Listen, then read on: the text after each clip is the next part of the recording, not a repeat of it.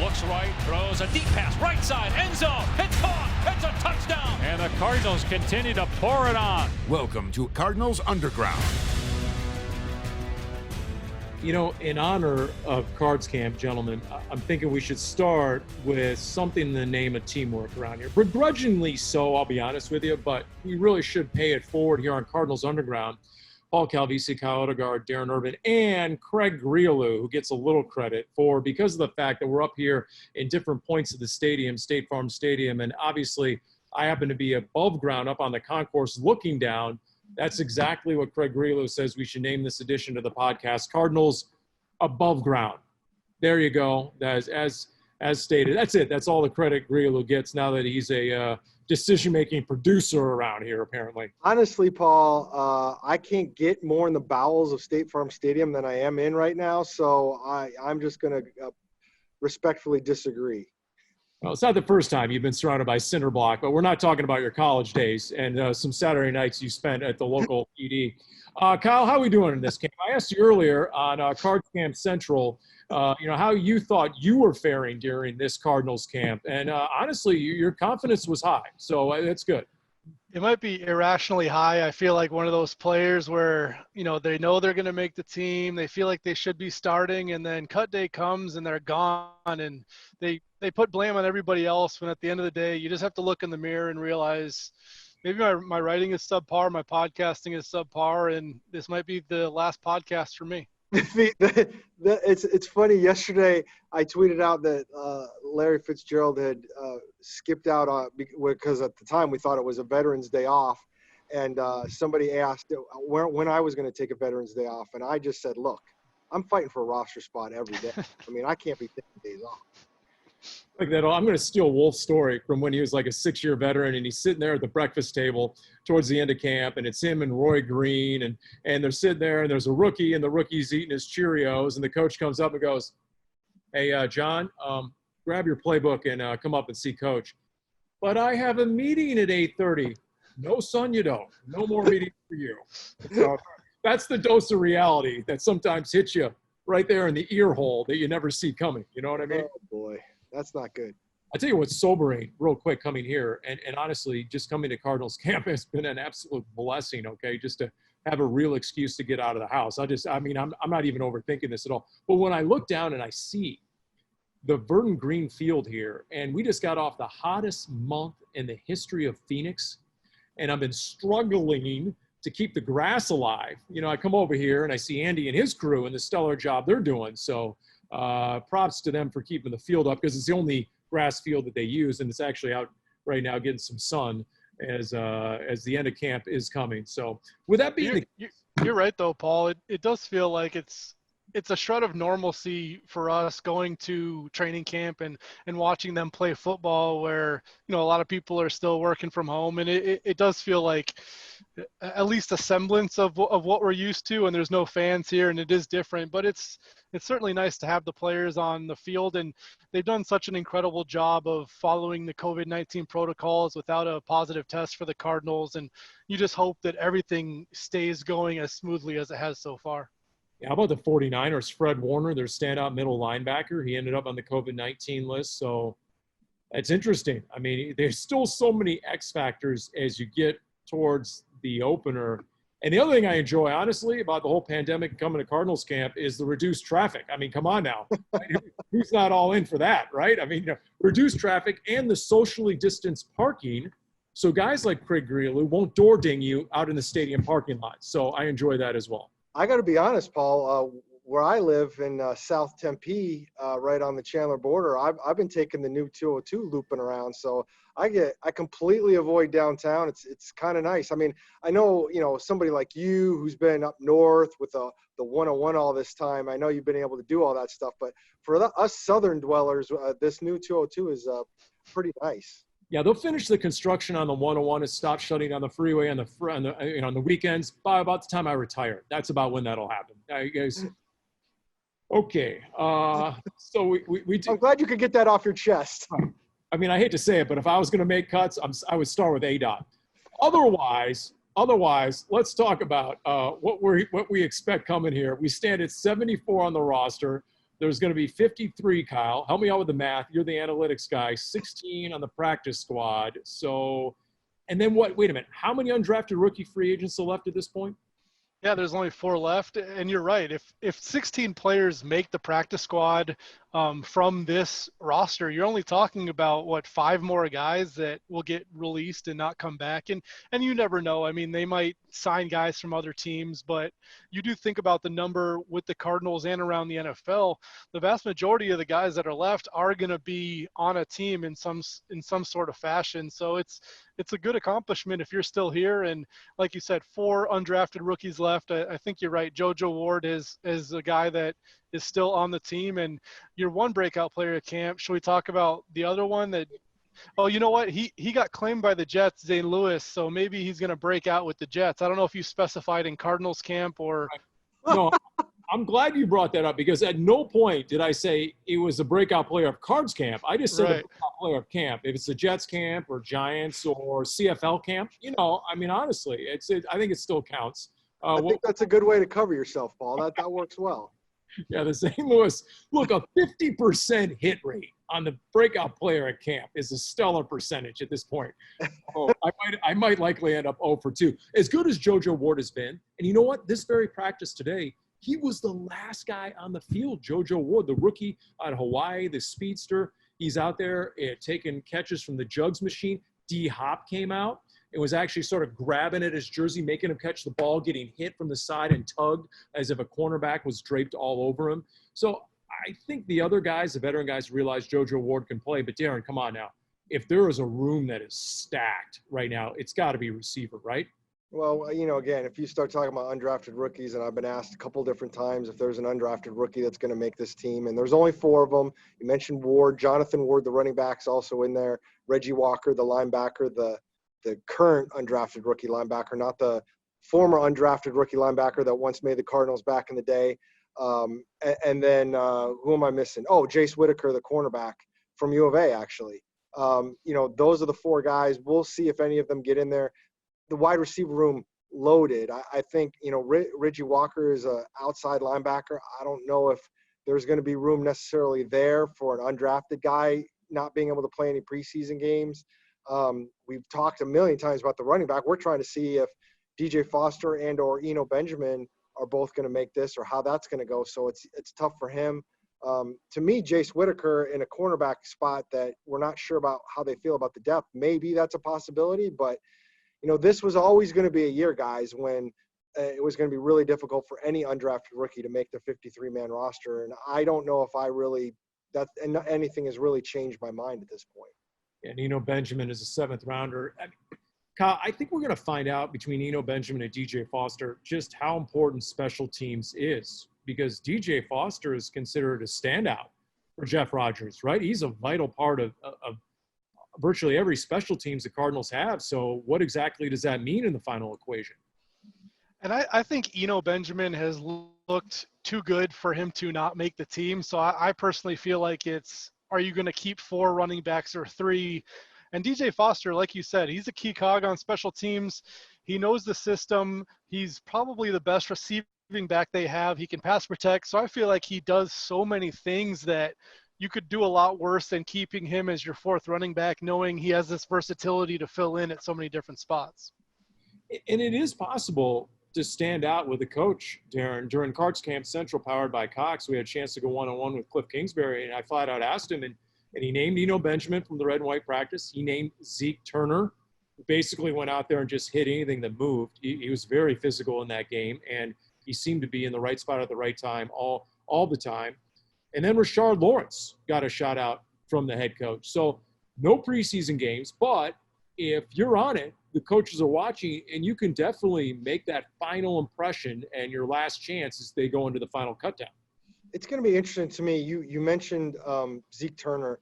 When you talk about Zeke Turner and Dennis Gardeck and Trent Sherfield and Charles Washington, these guys that have made their bones on special teams basically in this league, and now to me, what has preseason always been mostly about, and especially the way it's evolved over the last 5, 6, 8 years, it's about the special teamers, because I don't know if you really always get a good sense of offense, defense, especially when you start talking about starters, because everybody's so careful and vanilla. Special teams, you can really make a mark, and some of these younger guys can make their mark that way.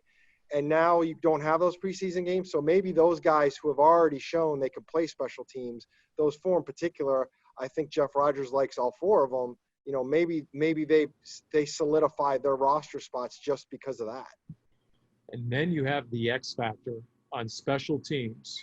I know where this is going. The quarterback. I'm not even going to call him a third string quarterback, because right now, based on what Kliff Kingsbury said about the backup for the battle for the backup spot, I mean, we've got a full-blown quarterback controversy going here, an absolute quarterback, well, competition. Well, maybe not. It's at the backup spot between Brett Hundley and Chris Strebler. I mean, Kyle, honestly, what did you make of Kliff Kingsbury saying that they have not decided on the number 2 quarterback yet? I didn't see that coming.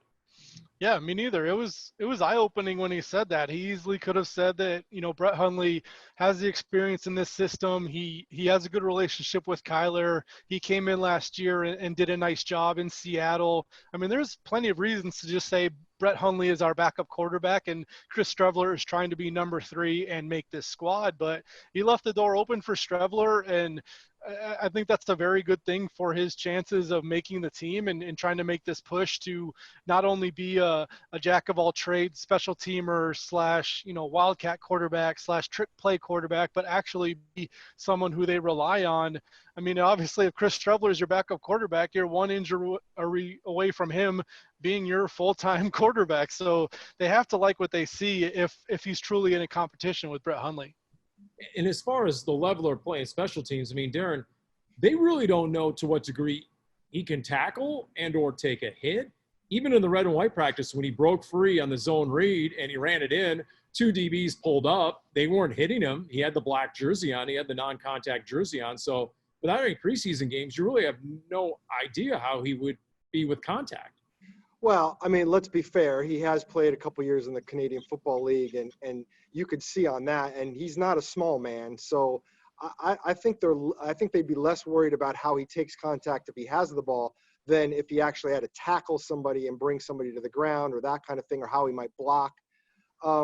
What I find interesting is I feel like we talked about with Chris Strebler when he showed up was all the things he could do aside from being quarterback. And it feels like most of the time when Kliff Kingsbury's talked about him, and even when Chris Strebler's talked himself, it's been all about him being the quarterback. And now it kind of comes to an apex with him saying, okay, we haven't technically decided on the backup quarterback situation. I will say that I feel like given the coronavirus circumstances and given where we are and given the fact that Strebler might be able to do some things on special teams, this feels like more likely than ever that they might keep 3 quarterbacks in the 53-man roster, which has been something that a lot of teams have gotten away from over the past few years.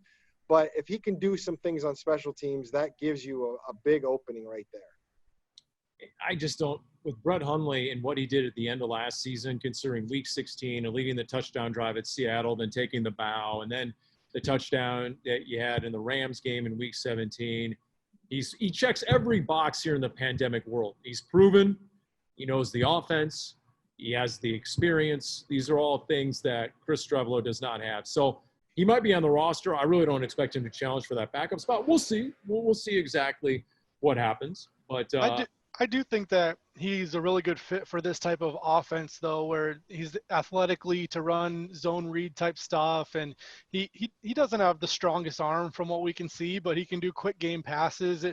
You almost think back to like video games and having a mobile quarterback where that's such a big part of what he does. And with Kyler, they don't want him to run a bunch because his arm talent is so good and because he's the franchise quarterback who you don't want to get hurt. With Chris Strebler, who's not at that level, you would be more of a running team where, like when Brett Hundley comes in, you're doing a lot of zone reads. So I think Chris Strebler does have a nice fit within an offense that Kliff Kingsbury runs. To be honest, Paul, there is one thing Chris Strebler absolutely has over Brett Hundley, and that is a Grey Cup championship ring. So That's right. and probably a fur coat, but that's the whole nother thing. That's right. Oh, the memories of the fur coat, I mean, shirtless, with a cowboy hat on and a beer in one hand and the Grey Cup in the other. There's no doubt about it. Technically, though, I will say the fur coat was his girlfriend's mother's fur coat. It wasn't his fur coat. So, see, that's the kind of inside knowledge I look forward to here on Cardinals Underground. I didn't know if he was a Joe Namath and he just automatically had it in his Winnipeg closet, or I didn't know about it. That's good. That's good. He said, and I remember talking to him about it this summer when I asked him about that photo, because you got to ask him about the photo. He got the sunglasses on a road trip. He got either the cowboy hat or the sunglasses on a road trip. The other one he got in Winnipeg somewhere, and then the fur coat was his girlfriend's mom's.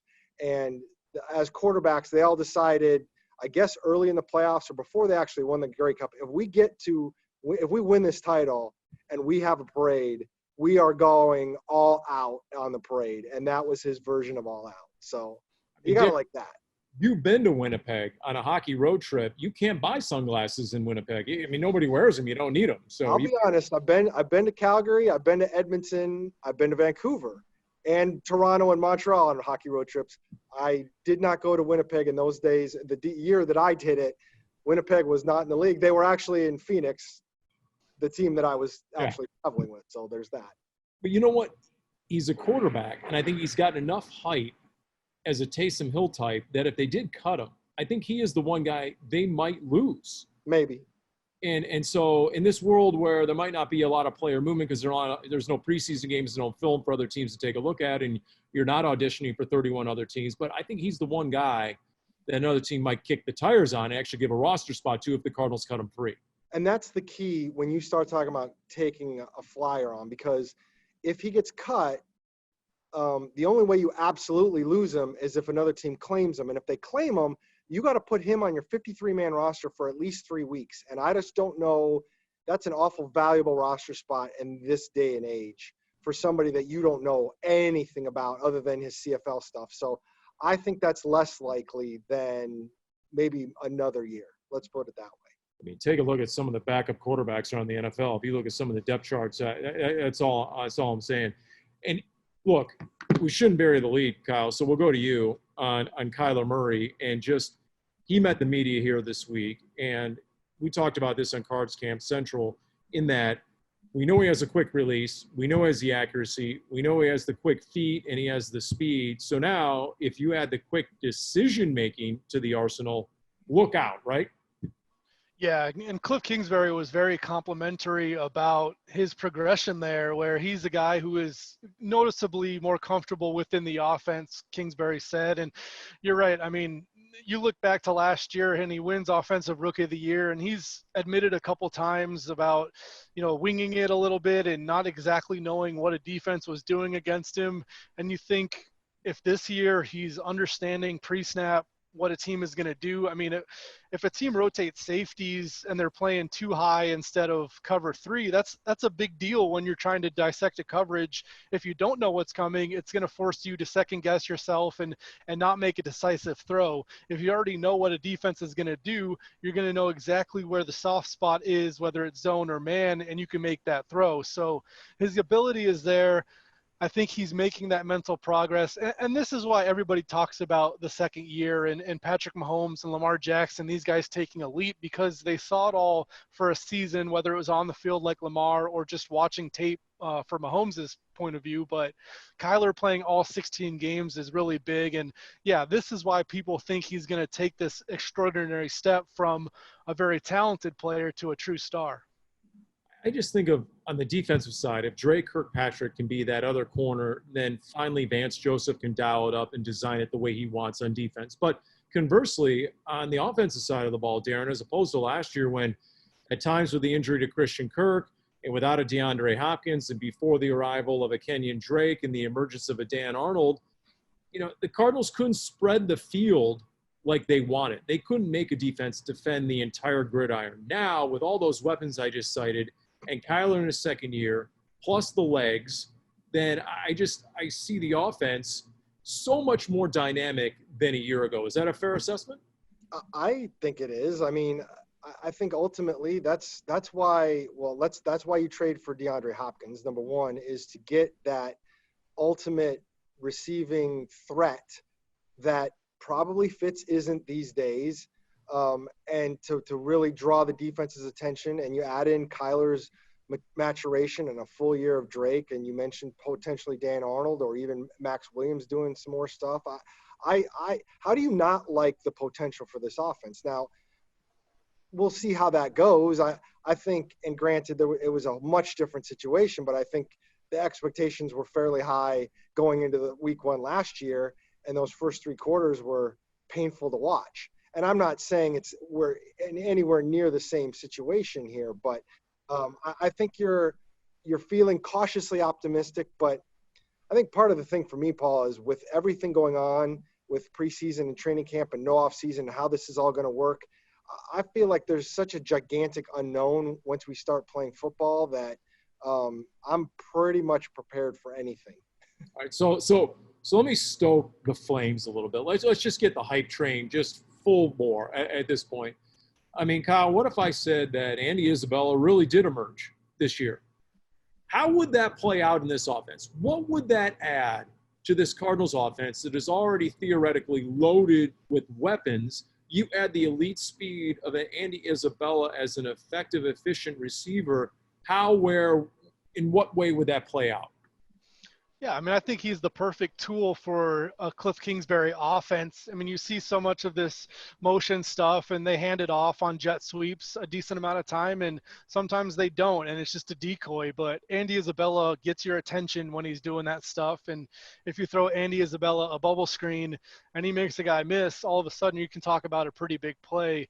So, I mean, I look at – you look at last year, and I feel like you were hoping that Kyler and Kliff could have a big season, and it wasn't really a lot of substance behind that hope. But now that they've done it for a season, they had so much success toward the end of the year, and you add Hopkins, I feel like it's a lot more realistic this season because you've seen what they can do already, knowing how much Kyler is going to improve in his second year when you look historically at quarterbacks and getting the all-pro receiver. And like you said, Andy Isabella in his second year, Christian Kirk is only in his third year. There's a lot of young pieces on offense that should continue to grow.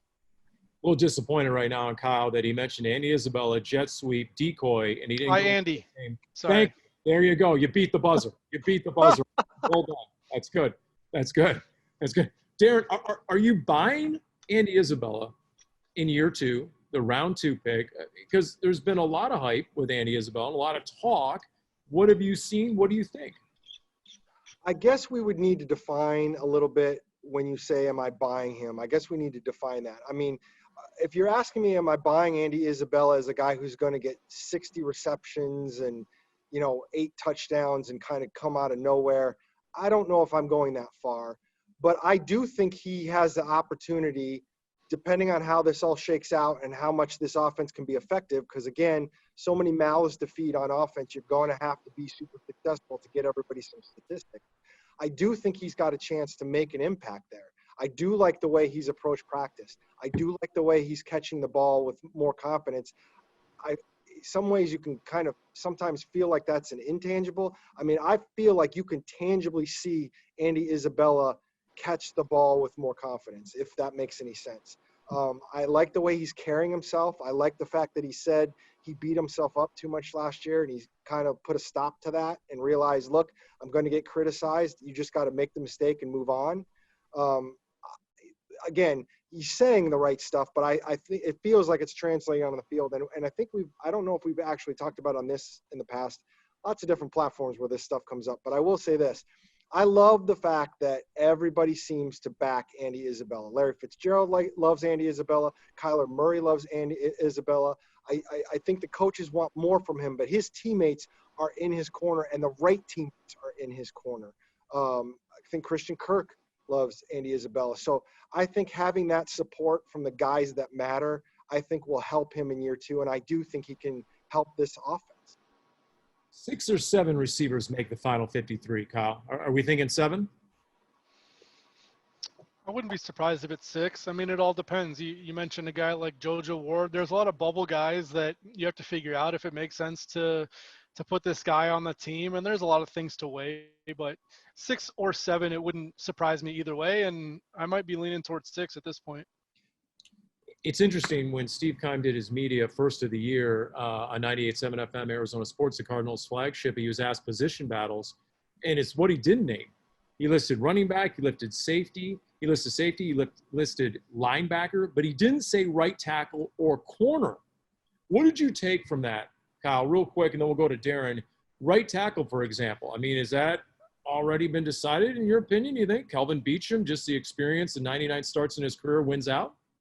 I mean, if he's naming those positions, I think he's talking more about the back end, because safety, you know who the starters are going to be, and it's more about the competition to make the roster. But, you know, talking about right tackle, I do think Kelvin Beachum and Kliff Kingsbury has said on Arizona Sports Station that if the season were to start today, it would be Kelvin Beachum as the starting right tackle.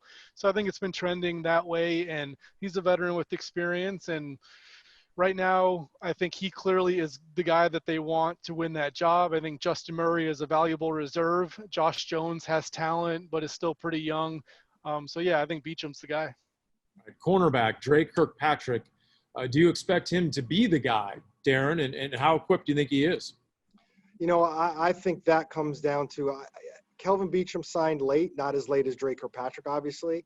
But at least he's been around for the entirety of whatever this camp ramp-up thing has been for the Cardinals, whereas Kirkpatrick came a lot later. So the question becomes, can he absorb it as quickly as maybe Beachum has in this situation? I mean, I do think as a cornerback, and if you're talking about having a guy on the island like they want to do with their cornerbacks, I think that's maybe a little easier to comprehend because, you know, as Bruce Arians like to say, you know, you got him, you're the got him guy, you go get him, or however he used to say it. I mean, it's not a super hard concept to take if you're going to take a guy one-on-one on the outside and just say stick with him. Now, is he in shape? I don't know. But, I mean, at this point, Kliff Kingsbury is making the point that not everybody is in the shape they need to be in anyways because of how this has all come about. So I think ultimately Kirkpatrick was always a guy that they wanted to have end up outside. Now, whether he's there week 1, I'd like to see. But we've talked about this before. Byron Murphy's a guy they want to have on the inside and not have on the outside. I do think if it's not Kirkpatrick on the outside, it will be Murphy. So it's one of those things where it's like, how badly do you want to make sure Murphy stays inside is how quickly Kirkpatrick comes around. I kind of look at it like that. Yeah, I would agree with that. And Kliff Kingsbury also said that some of the up-tempo they've been doing in practice, because you've heard some of the defensive guys talk about how fast things have been at times. He said, well, a lot of that's designed for conditioning, make sure everybody's getting in shape. I remember end of camp last year, Justin Pugh making the comment, I could fall out of bed and run a 10K right now. My cardio is unlike it's ever been in this Kliff Kingsbury offense. So I thought that was pretty intriguing as well. Kyle, where else? I mean, when this all comes down, the final 53, your eyes are going to go where on that final roster and depth chart? Any other areas we're missing right now? I mean, I think what we touched on with inside linebacker, if you're talking about which players are going to make the team, to me, inside linebacker and safety are the most intriguing.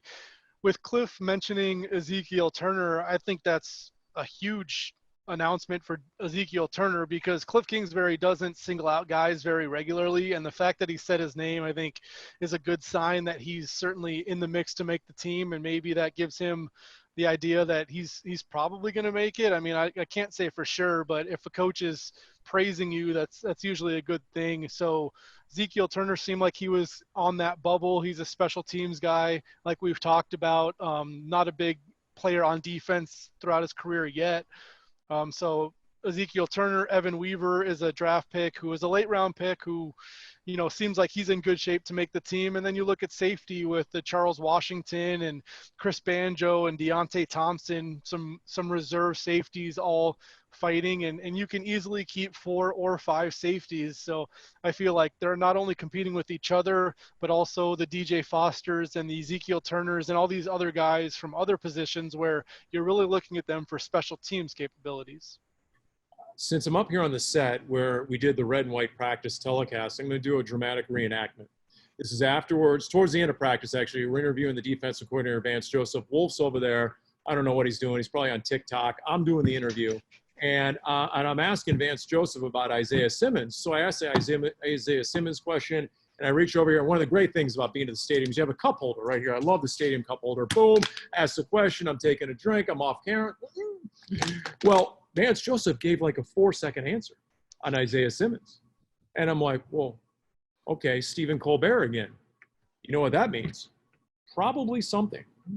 I don't know what that means. I mean, does it mean like he's really not going to have much of a role in the opener because you have the experience of a Devondre Campbell? It doesn't mean like, okay, we're not – I don't know, Darren. I mean, what's your best guess on Isaiah Simmons and his role early in this season?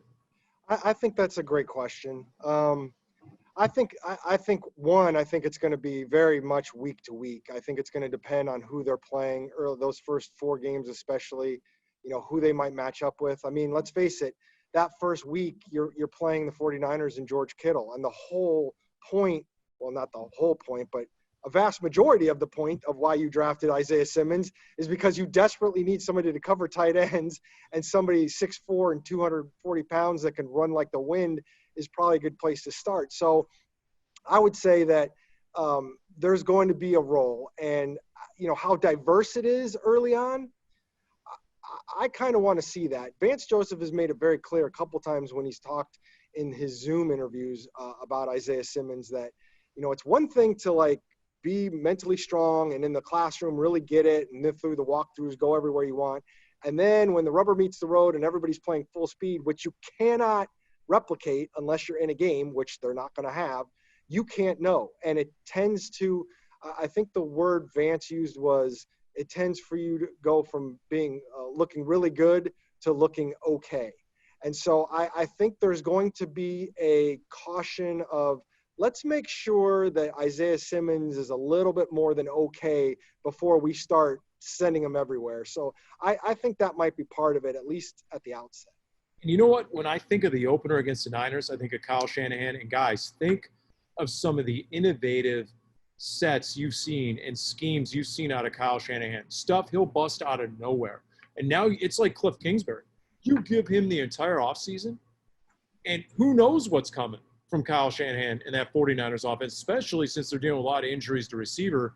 How exactly is he going to scheme this up? What kind of personnel packages is he going to use? The degree of difficulty in just making your pre-snap reads and knowing where you need to be when there could be some pretty exotic looks coming from Kyle Shanahan.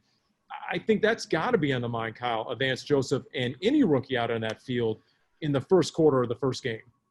Yeah, and Kyle Shanahan runs a lot of heavy sets with a tight end or 2 tight ends and a fullback, and they do a lot of stuff where it's more of the traditional base offense when so many teams are doing 11 personnel, and Kliff obviously will do 10 personnel. So it's interesting if Isaiah Simmons can be on the field in a base defense situation, because it doesn't make a ton of sense at linebacker with Jordan Hicks and Devondre Campbell, who both seem like better run stoppers right now than Isaiah Simmons. So can he find a role? It seems like he makes more sense as a dime linebacker where he's got these coverage skills, but he's also a bigger guy. So it helps being in the box while also being able to cover. It's a unique game, and we'll see exactly how they use him. I think every week, kind of like Darren was saying, it could be vastly different. He could see a decent amount of playing time in a certain game because of a matchup, and then not as much in a different one because of the scheme you're facing. It'll be interesting to watch him, and maybe at some point he breaks through and it says this guy's too good to leave off the field. But still early on, I think they'll pick and choose. When he's in there, I think he's going to get tested, Darren, a lot like Darryl Washington used to. Remember Darryl Washington's rookie year? Before he put on some of that good weight, he was like 220, like 222, and teams knew he could run. They knew the elite speed he had for a linebacker, and they would just go right at him. And I wonder if and when Isaiah Simmons is out there, if that's what offenses will choose to do, to Kyle's point about how that Jordan Hicks and Devondre Campbell can stop the run. But at the NFL level, I bet you offenses are going to make Isaiah Simmons prove that. Well, I mean, if there's any team, especially out of the box, that can go in that direction, it'd be the 49ers, number one. Although, again, this is one of the reasons why it was so important, Isaiah Simmons or not, that this team beef up their defensive line. And you're hoping that having Jordan Phillips plugging up the middle a little bit will slow the possibility of that. I mean, let's face it, when Isaiah Simmons was at the combine and going into the draft, that was one of the things people brought up when they talked about him being a linebacker was, can he hold up against the run? So, look, every guy is going to get tested at what their perceived weakness might be. And he's a rookie.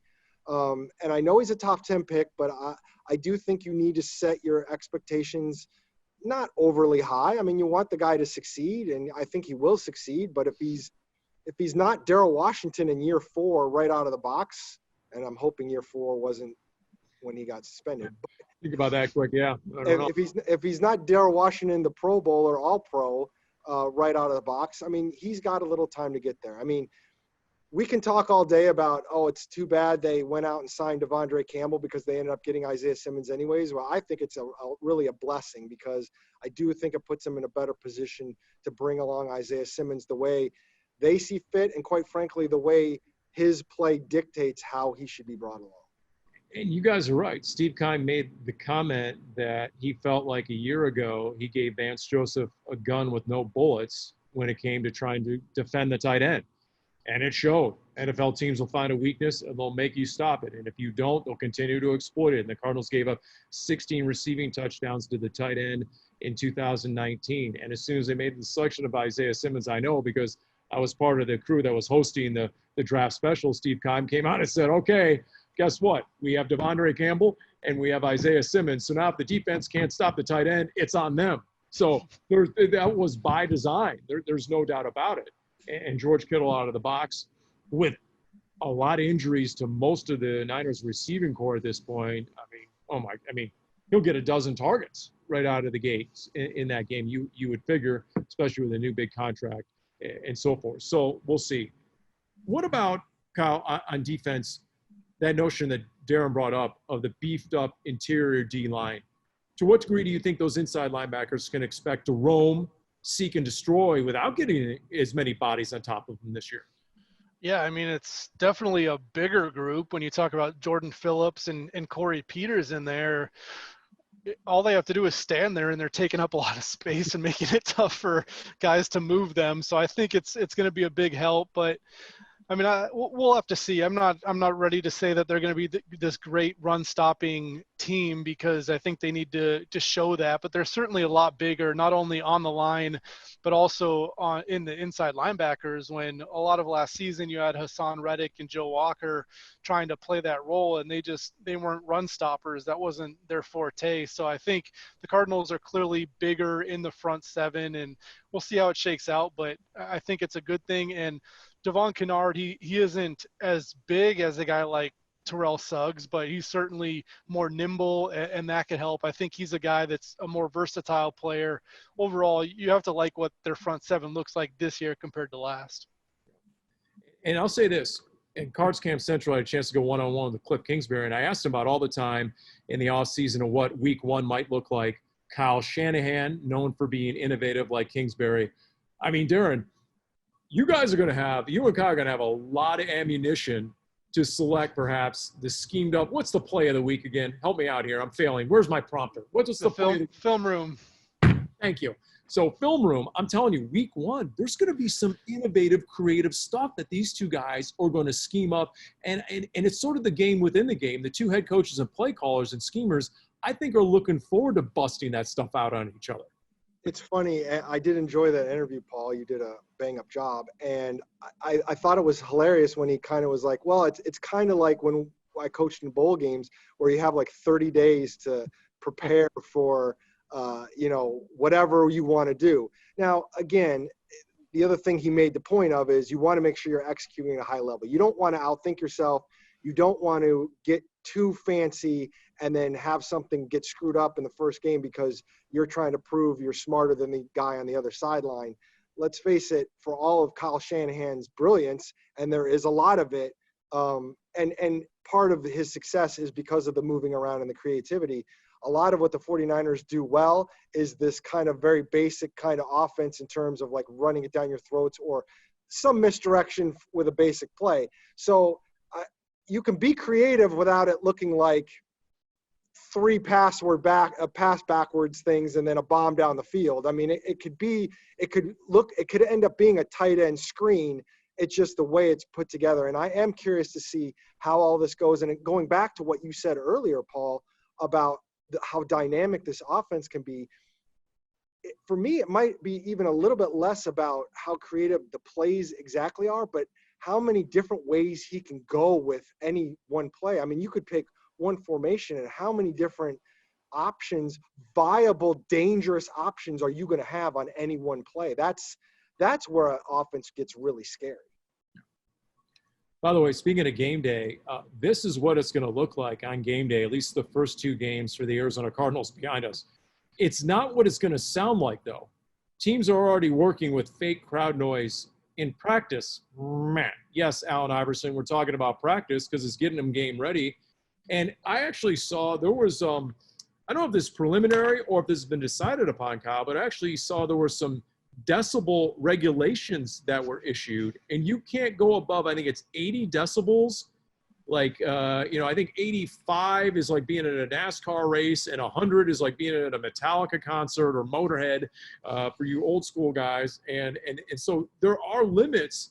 And my question is, didn't we talk about this in addition to Cardinals Underground? There'll be someone down there with one of those decibel reader meetings, and there'll be someone from the league trying to ascertain whether a team, when their opponent has the ball, is cranking it up to near Metallica levels.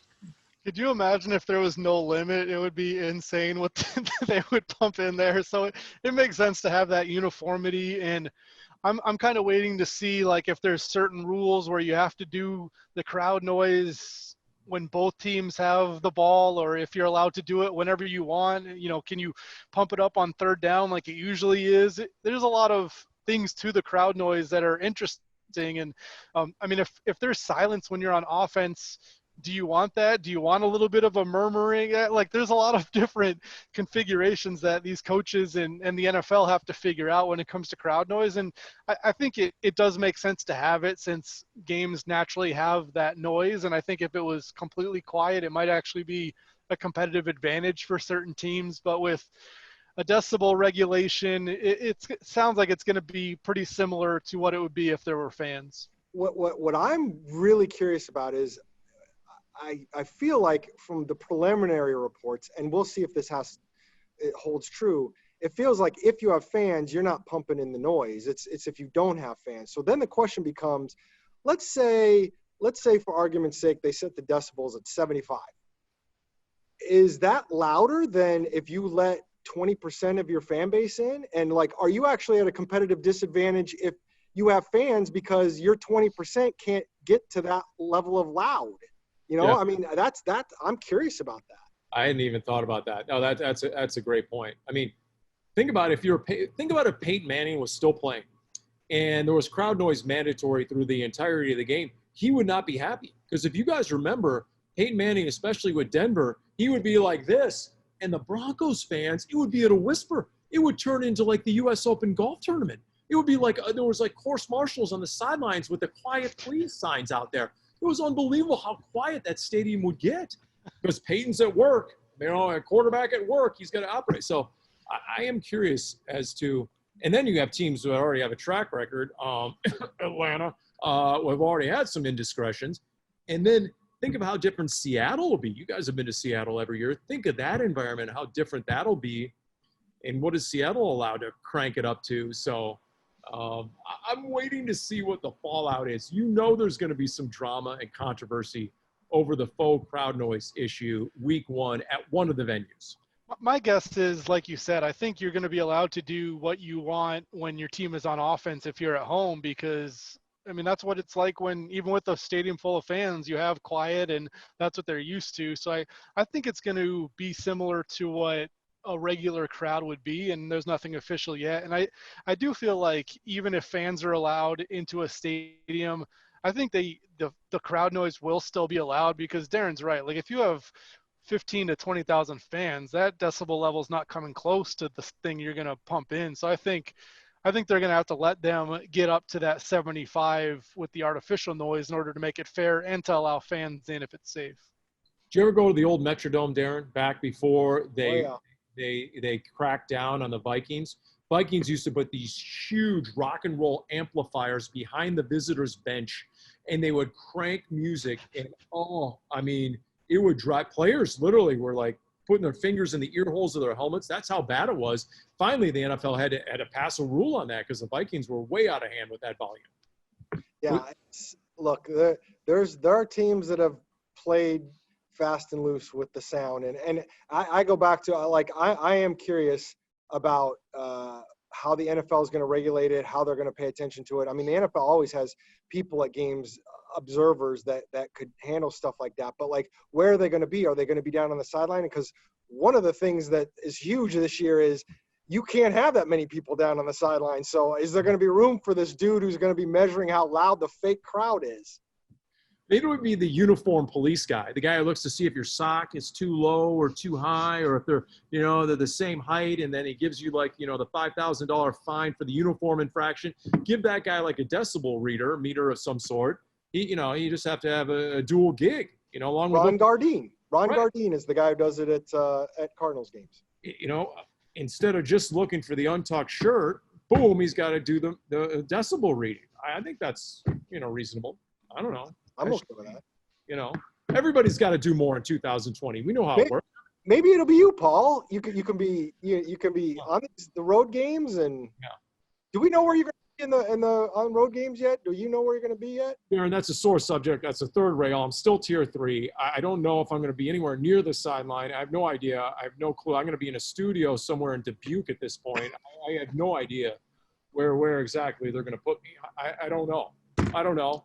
I'm a little, salty about it. I don't know. I don't know what to expect at this point. I don't think anybody knows what to expect, which is kind of scary given how close we are to the season. But yeah, that's a podcast for another day, Paul. That's right. Actually, the better word is apprehensive. I have no idea what exactly. I have no idea what is coming. And if I do, here's an example. I'll leave this is bonus coverage for the end of Cardinals. If we travel, and I'm on the road trip, well, I'm from the Silicon Valley. Yeah. I haven't seen my parents in more than a year. We didn't go this summer purposely. My parents are both 80 years old. Yeah. Am I allowed to even have dinner with my parents that Saturday night? That's a negative, Paul. In San Jose. It's right. It's thumbs down, right? That's a no way. So there you go. I mean, it's just, my mom's oh, can we go to dinner, please? What's going on? Well, I don't think so. No. No. As far as I know, I do not believe. I'm fairly certain that's not. In fact, I think one of the things about traveling this year is it won't matter if you're in New York or San Jose or Cincinnati or Charlotte or wherever it is. It's all going to feel the same because all the trips are going to be the same. It's going to be flying in night before, stay in the hotel, go to the game, go home. There you go. Okay. There you go. Kyle, anything to add? Anything at all at this point? I just think it's a smart idea. I mean, you see what happened in baseball where they travel more and they're in cities for several days. So I understand why they would like to get out of the hotel, and it's got to be tough being a player during this season. And the NFL is probably only one night, so it's not as bad, but I totally get the restrictions. And if you can travel and just stay in and then go to the game, it does feel like everything is in place to truly have a season in 2020. And J.R. Sweezy was just talking about this today. A few weeks ago, he wasn't sure. And Chase Edmonds said the same thing. He had doubts about whether we could play this year. And I think they've done a tremendous job in camp. And if they follow these rules for traveling and games, there's certainly a path to get the season in on time without any delays. And you just look forward to that. I mean, like you said, there's going to be sacrifices that everybody has to make, but I think everybody's doing a really nice job of following those protocols. What just happened, Paul, was we took us feeling kind of jokey about whether you could see your parents, and Kyle brought it back to the somber realization that 2020 sucks, but we all got to suck it up because there's sacrifices to be made. You can have a Zoom dinner with them. But you know what? Kyle doesn't get all the credit here because Kyle still takes a back seat, and this is for real. The 2-hour-plus red and white practice telecast we did, I came away when we were all done with that. The most memorable moment was Michael Bidwill with a first-person account of what he went through Yep. when he had the coronavirus. And 5 days he said he spent in the ICU? That was a very poignant and genuine recount of what it was like to deal with the coronavirus and how diligent he was and how he still got infected. And so, that was a somber, sobering takeaway from that story. That it was very well said by the Cardinals team owner, and it was a very human moment that even people who I talked about, who came up to me afterwards and talked about, and I've heard from, for all the football and all the great coverage, all the interviews, that's what people remembered, and it just gets back to we're all in this together, and especially when on a road trip, obviously you're going to do anything and everything you can to make sure. And who knows? I mean, I'm honestly